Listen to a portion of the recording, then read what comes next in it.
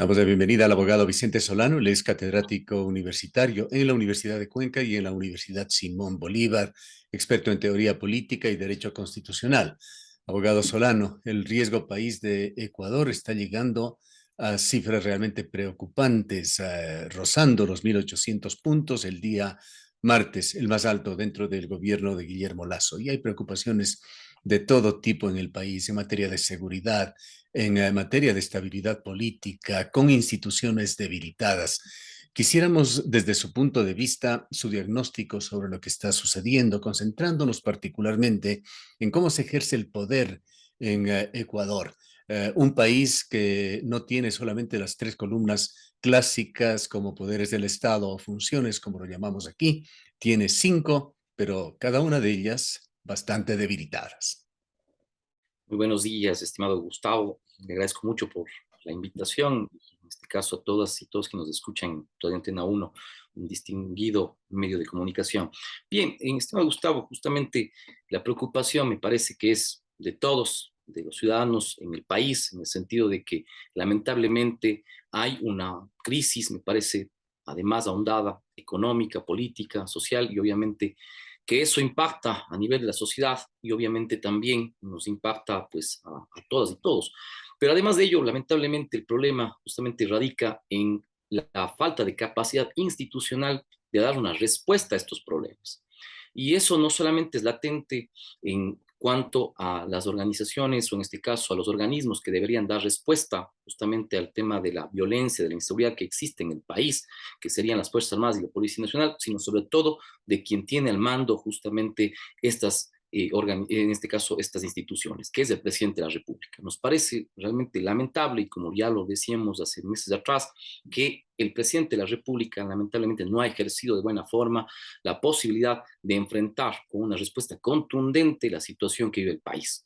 Nos parece que da realmente palos de ciego, en este caso, porque no hay una respuesta contundente. Se está planteando reformas jurídicas y hoy, como todos conocemos, también se va a presentar una consulta popular, pero que realmente no va a resolver los grandes temas del país, sino que apenas está generando ciertas reformas que muchas de ellas inclusive ya están dentro de la normativa infraconstitucional de la legislación, en este caso que ya se ha creado por parte de la Asamblea Nacional y que no da respuesta realmente a los temas que hoy le preocupan al país. Como usted bien decía, lamentablemente incluso en ciudades como Quito, Guayaquil, se ha incrementado el nivel delincuencial, pero también en la ciudad de Cuenca. Vemos hoy con mucha preocupación que en nuestra pequeña isla de paz, que muchos cuencanos y cuencanas decíamos realmente es una situación virtuosa vivir en Cuenca, de poder caminar, de poder salir a hacer reporte en las mañanas, hoy es mucho más complejo, porque realmente vemos que la percepción de la ciudadanía es que existe una ola de inseguridad muy compleja. Y para ello no es simplemente hacer unas 5 o 6 preguntas, una consulta, sino que hay que hacer una reforma institucional, digamos así, profunda. Y eso implica obviamente cambios drásticos en la visión de la política nacional, pero además también realmente me parece que necesitamos obviamente que las instituciones que están llamadas a ello, desde el Ejecutivo, desde el Legislativo, pues efectivamente se puedan generar ello. El eliminar Cuenca, abogado Solano, Solano con ciertos atributos preocupantes y situaciones que pueden considerarse altos riesgos. Por una parte, se exhiben aquí los índices más altos en el país de violencia contra la mujer, incluso en femicidios. Por otra parte, hay un gran problema con la migración, que siendo una fuente importante de ingresos para esta zona, desbarata familias, atomiza familias y acabamos de conocer una confirmación de un medio internacional sobre los riesgos que se ciernen sobre los niños, los jóvenes ecuatorianos, de alguna manera desprotegidos de sus padres. Está, por otra parte, el incremento de la delincuencia en esta ciudad, la falta de oportunidades y además algo reconocido por las autoridades, de que los sistemas de seguridad en esta urbe no han crecido en proporción a las necesidades de seguridad que existen ya en el país. El Ecuador es uno solo. Cierto es que Cuenca es una ciudad un tanto más segura que las otras, pero la delincuencia, la gran delincuencia, el narcotráfico, las grandes bandas se han extendido por todo el Ecuador. lamentablemente, estimado Gustavo, nos parece algo que, como decimos, es un indicativo de la situación del país, ¿no? En realidad, como decimos, no es solamente es una La inseguridad no es una cuestión únicamente de Guayaquil o Quito, sino es una situación que ya, en este caso, es nacional y efectivamente Cuenca tiene que enfrentar ese reto también. Lamentablemente, y ahí yo diría, falta una cuestión de coordinación, pero también una situación preocupante es el nivel de responsabilidad que tienen nuestras autoridades. Y yo en ese sentido me parece que sí debemos ser claros, estimado Gustavo. No hay, en este caso, un plan realmente para poder fortalecer, obviamente, las instituciones que están llamadas, uno, para hacer las reformas tanto políticas, jurídicas que se necesitan para responder a este nivel de esta ola delincuencial que existe en el país y obviamente también de ya lo que diríamos prácticamente que está en el país enraizado es esta mafia organizada que inclusive pues ha llegado a la policía, a las Fuerzas Armadas y que hoy hace que la ciudadanía se sienta realmente indefensa, porque la percepción, incluso usted lo debe conocer muy bien, Gustavo, las encuestas dan realmente que la ciudadanía se siente bastante insegura, no confía en el Ejecutivo, menos del 15% confía en el Ejecutivo. En la Asamblea Nacional estamos llegando a puntos, digamos así, que llegaron al 2005, 2004, cuando justamente desapareció el legislativo prácticamente, la Corte Suprema de Justicia, de 4 o 5% de confianza. Y las Fuerzas Armadas y los militares, que en este caso eran, digamos, son, digamos, de las organizaciones más confiables, también han bajado en su nivel de confianza. ¿Por qué? Porque justamente casos en los cuales se podía resolver de una manera contundente, como el caso Bernal, justamente no se pudo resolver de una manera en la cual la respuesta debía ser mucho más adecuada. No es una cuestión de responsabilidad de las y los ciudadanos, el tema de la seguridad, sino es una respuesta justamente del Ejecutivo. El Ejecutivo debe, La, en este caso, tratarlo de una forma y me parece que la respuesta fue totalmente descoordinada y en esa situación yo creo que la ciudadanía nos sentimos todos muy preocupados de realmente de quiénes están vigilando, de quiénes nos están cuidando, porque al final vemos que la Policía Nacional también tiene que hacer una reforma profunda en cuanto a su institución. esa demolición de la imagen que se ha dado con la policía es realmente preocupante y estos son temas también de institucionalidad. Le entendemos a usted que como principal responsable, no diríamos único con seguridad, pero como principal responsable de lo que está pasando es el Ejecutivo. En realidad, nosotros creemos que, y nosotros teníamos en cuenta de que es necesario para asumir justamente una candidatura, es importante tener claro la responsabilidad que asumimos al país. Sabíamos que veníamos ya en un crecimiento de lo que tiene que ver con el narcotráfico, con las mafias a nivel del país, y evidentemente el presidente Lazo tenía y conocía de esto.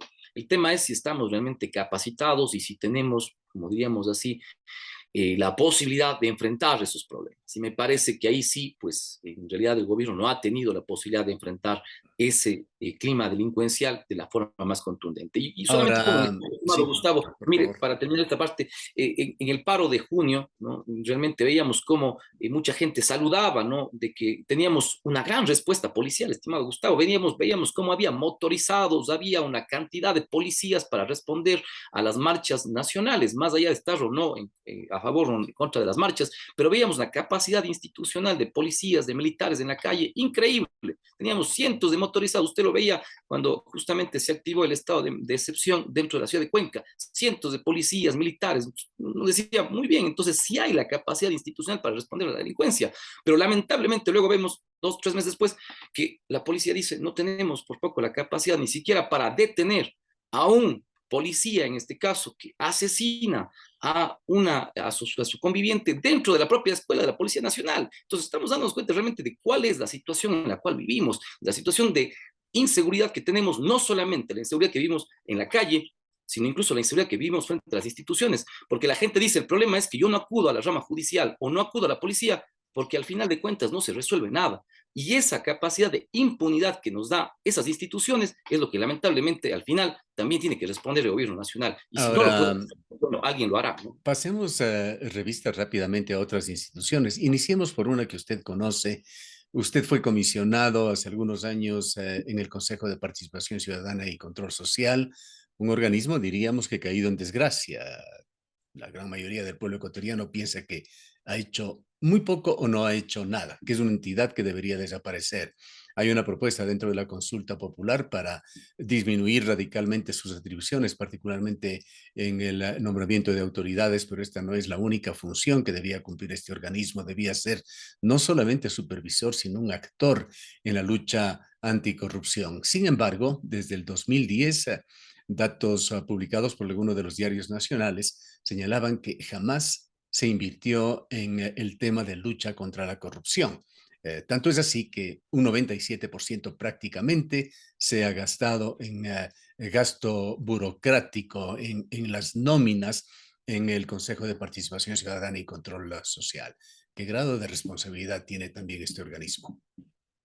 Estimado Gustavo, y justamente por conocer internamente, además, parte de un libro que escribí hace algunos años, estaba justamente ya el problema del Consejo de Participación. No es algo nuevo, pero me parece que los datos que ha presentado el Gobierno Nacional son claros. En realidad, el Consejo de Participación se ha situado como un órgano que únicamente está, digamos así, localizado en poder designar autoridades. Y en ese caso, pues evidentemente, pues es un órgano que se ha convertido en una especie de apéndice de los gobiernos de turno, hay que ser sinceros, que en este caso pues señalan quiénes deberían ser los ungidos dentro de esos cargos. Lamentablemente la experiencia nos ha dado de que era necesario cambiar justamente lo que decíamos, el hombre del maletín que negociaba, ¿no es cierto?, la Contraloría, las superintendencias en la Asamblea Nacional, anterior Congreso Nacional, pero pasamos a un nuevo régimen en el cual pues ya no era necesario ni siquiera negociar con 80, 90 congresistas, sino pasar a negociar con 7, en este caso, consejeros o con comisiones. Y recordábamos justamente que la necesaria reforma que tiene que tener el Consejo no pasa solamente, se me ha gustado, por eliminar o no al Consejo, sino pasa también por cuestiones mucho más importantes. ¿Cómo debemos justamente, ¿no es cierto?, nombrar a estas nuevas autoridades? Y yo me parece que en ese sentido es importante que exista un órgano que filtre, diríamos así, obviamente, quiénes sean los mejores o quiénes puedan ser las mejores, en este caso, personas que puedan acceder a estos cargos. Pero me parece también que ahí sí entra una cuestión de participación política en la cual la Asamblea debería también ser parte. Me parece que hay sistemas, sin dejar de lado obviamente las visiones, pero nosotros decíamos hace algunos años, por ejemplo, el caso boliviano, que puede ser un caso interesante, siempre obviamente habrá temas que son un poco complejos de discutir de la política, pero ellos tienen un sistema en el cual participan órganos de la propia, por ejemplo, función judicial, luego pasa a la Asamblea y ahí se nombra, por ejemplo, la Corte Constitucional. Entonces eso implica además participación, por ejemplo, de universidades, de gremios, colegios de abogados, colegios de notarios. Entonces la Corte Constitucional pasa por un proceso participativo en donde yo como universidad, como digamos Universidad de Cuenca, puedo decir, por ejemplo, X profesor tiene que llegar a la Corte Constitucional, presentamos su candidatura, muy bien, pasa un filtro, en este caso previo, ese filtro previo dice efectivamente tiene o no tiene los méritos, cuáles son los mejores, luego pasa a la Asamblea Nacional e inclusive luego de eso pasa a votación popular. Puede ser un poco complejo, estimado Gustavo, pero es necesario refinar también nuestras instituciones para que no se quede en una sola. Y yo estoy de acuerdo con usted, me parece que una de las cuestiones que hay que reformar es justamente que el Consejo siga siendo quien designa a las autoridades.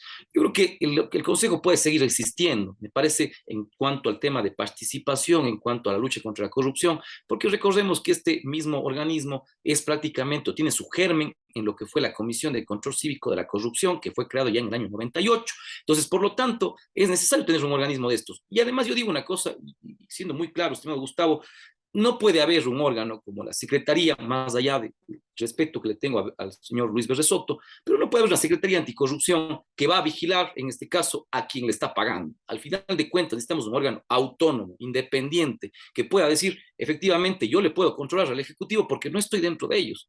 Pero si yo estoy dentro de un órgano, obviamente, ¿no es cierto?, siempre van a haber ciertos conflictos de intereses muy complejos. A mí me parece que en esa reforma yo estoy de acuerdo, pero esa reforma incluso ya la Corte Constitucional lo dijo ya en anterioridad, hace 3 años lo dijo en un dictamen, que eso se puede hacer efectivamente, y eso incluso es por vía de enmienda constitucional, ni siquiera reforma como tal, sino enmienda. Entonces, por lo tanto, Ahora, eso se lo podría hacer incluso ahora, sin necesidad de la consulta, se lo podría hacer por vía legislativa. ¿qué decir de la función judicial, abogado Solano, en permanentes disputas, también muy debilitada, amenazada permanentemente de una crisis institucional con un presidente de la Corte Nacional que es expulsado de su cargo por un periodo de 3 meses en una pugna permanente entre la parte operativa Me refiero al Consejo de la Judicatura y la parte de Administración de Justicia, propiamente dicha, la Corte Nacional.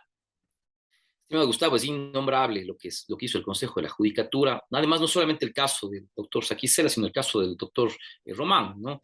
Que realmente ha pasado por la Corte Constitucional en un fallo que no compartimos, pero que en realidad no resuelve nada. ¿No? Al final de cuentas, me parece que ahí la Corte podría ser un poco más contundente.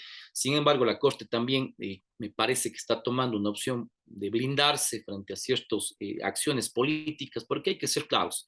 El tema de independencia judicial en el país no es que ha existido. En mejores momentos ha habido un grado alto de independencia judicial, pero ha sido momentos muy escuetos. Recordemos, como yo le decía, en el año 2000, en este caso 4, 2005, como Lucio Gutiérrez, con un decreto, acabó con la Corte Suprema de Justicia, con el Tribunal Constitucional. Estuvimos un año, estimado Gustavo, sin cortes. Y eso inclusive llevó a una demanda internacional que la ganaron justamente las y los jueces que estuvieron en esa corte, en ese tribunal, y que al final el país terminó pagando más de 20 millones de dólares, escúchese bien, por justamente ese tipo de acciones políticas que lo que hacen es debilitar la institucionalidad del país. En ese sentido, pues decíamos, lamentablemente el Consejo de la Judicatura, siendo un órgano que es administrativo, por lo tanto, no tiene que ver nada con el ámbito de la decisión de las jueces y jueces, se ha ido entrometiendo, y no es ahora, Gustavo, recordemos que esto pasó también hace 5 o 6 años, en época del presidente Correa, como incluso Alexis Mera con un oficio, literal, con un oficio decía, no hay que dar paso a las acciones de Se protección. daban incluso dictámenes para sentencias. Exactamente, entonces nosotros conocíamos, imagínense que con un oficio, entonces un juez tenía prácticamente la espada de Damocles en la cabeza, porque si decía, yo voy, en este caso, y juzgo en contra del Estado, voy a perder mi cargo como juez y jueza. Entonces, claro, el Consejo de la Judicatura se convirtió en un instrumento para disciplinar a los jueces y juezas. Y ese disciplinamiento tiene que ver con una cuestión, evidentemente, de negligencia o de error judicial que está, obviamente, dentro de la norma y que se puede hacer, sino que básicamente era, si es que yo no es cierto, estoy contento con tus decisiones, lo que voy a hacer es que te vas. Y eso pasó con muchas jueces y jueces, estimado Gustavo, y que incluso hoy demandaron y regresaron ahora a sus cargos de juezas y jueces, porque lo que hizo el Consejo de la Judicatura, lo que sigue haciendo todavía, es entrometiéndose en las decisiones jurisdiccionales. Y eso no es su ámbito. Por eso incluso muchos, y en este caso hemos conversado dentro del Colegio de Abogados de la SUAY, del cual también somos parte, y hemos indicado que es necesario reformar el Consejo de la Judicatura. Hay que limitar sus atribuciones, tiene que ser un órgano administrativo, sí, porque necesitamos quien obviamente pueda administrar el tema de los locales, la infraestructura, hay que garantizar ello, pero no necesitamos pues obviamente un órgano que al final de cuentas no puede disciplinar a los jueces y jueces. Para eso están justamente ya instituidos, también lo dijo la Corte Constitucional, que deben ser los mismos jueces, en este caso, quienes tienen que en un debido proceso juzgar si es que efectivamente un juez, ¿no es cierto?, ha cometido un error judicial, una negligencia manifiesta, y obviamente ahí sí, como debido proceso, es decir, efectivamente el juez tiene que irse, pero no puede ser que el Consejo, en una decisión administrativa, suspenda al presidente de la Corte Nacional de Justicia, increíble, estimado Gustavo, y como medida cautelar. Medida cautelar, no, eso no es una medida cautelar, eso no es una medida cautelar en todo sentido. Por lo tanto, me parece que lamentablemente eso no ha beneficiado a la independencia judicial. Lo que hoy ha pasado con el caso del doctor Román también es un caso lamentable, y vemos que realmente esto pasa porque hay un fuerte hiperpresidencialismo. Que Eh, vuelvo, capítulo en ese sentido, estimado Gustavo, el presidente Lazo dijo, yo voy a reformar la Constitución, vamos a, en este caso, limitar justamente las atribuciones del presidente de la República, no lo ha hecho. Y hoy que tiene la oportunidad de la consulta popular, no lo ha hecho. pero vayamos a la función judicial para completar este panorama. Función judicial en la cual observamos una permanente pulsación de fuerzas entre bloques, entre sectores políticos, siempre relegados los intereses más importantes del país. Mire, el tema es que aquí incluso ya el propio, en este caso, delegado justamente de la Comisión Interamericana de Derechos Humanos para el tema de independencia judicial, ya ha señalado varios casos, ¿no? El tema ISA, por ejemplo, es un tema en el cual justamente ya el comisionado hizo un llamado especial, hay que garantizar el debido proceso. Justamente ya los jueces y jueces han resuelto, me parece, en derecho y han resuelto el tema del caso ISA, pero varios casos en los cuales realmente se han, digamos así, se ha entrometido más la política que obviamente el derecho, digamos así. Quiero explicar con ello una cuestión importante. Muchas de las veces, y usted lo conoce, ¿no es cierto? Por ejemplo, la expresidenta Yori ha presentado acciones de protección para que no, en este caso, salir de la presidencia de la Asamblea Nacional. Obviamente que tiene su derecho en presentar este tipo de acciones constitucionales, Pero estas acciones constitucionales que al final las resuelven jueces que no son constitucionales como tal, porque son jueces de lo civil, de lo penal, pero lamentablemente estas acciones hacen que pues obviamente los jueces se encarguen de estos temas que en realidad son temas sobre todo de la política. Y quizás la Corte Constitucional por eso está haciendo una cuestión importante, es un poco decir, bueno, estas cuestiones son netamente políticas, la justicia constitucional tiene que ver en ciertos ámbitos, pero el tema es político.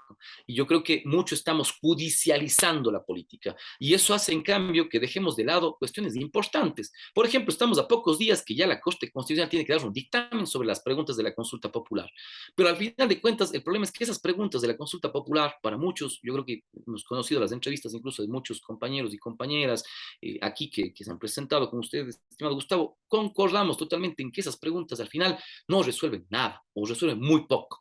Lo que hacen finalmente es quizás legislar en el sentido más bien de lo que ya está legislado y no aportan en nada. Entonces, claro, la justicia obviamente está quizás entrometida en temas políticos y no en los temas que radican a la ciudadanía, porque la gente siente que cuando uno acude a un juez o jueza, al final dicen, el problema es que todo eso es corrupto, los jueces están comprados, no hay en este caso justicia para los de abajo, no hay justicia para las personas que en realidad tienen que acudir todos los días en los juzgados, lamentablemente, incluso para los abogados, estimado Gustavo, usted puede ir y las quejas son contundentes, estimado Gustavo, porque incluso para hacer un trámite uno tiene que estar parado 2, 3 horas ahí esperando un turno de abogado, imagínense, o sea, para hacer simplemente un trámite vago en el tema de la justicia y lamentablemente no hay respuestas para eso. Y ahí sí, Traduciríamos, la judicatura.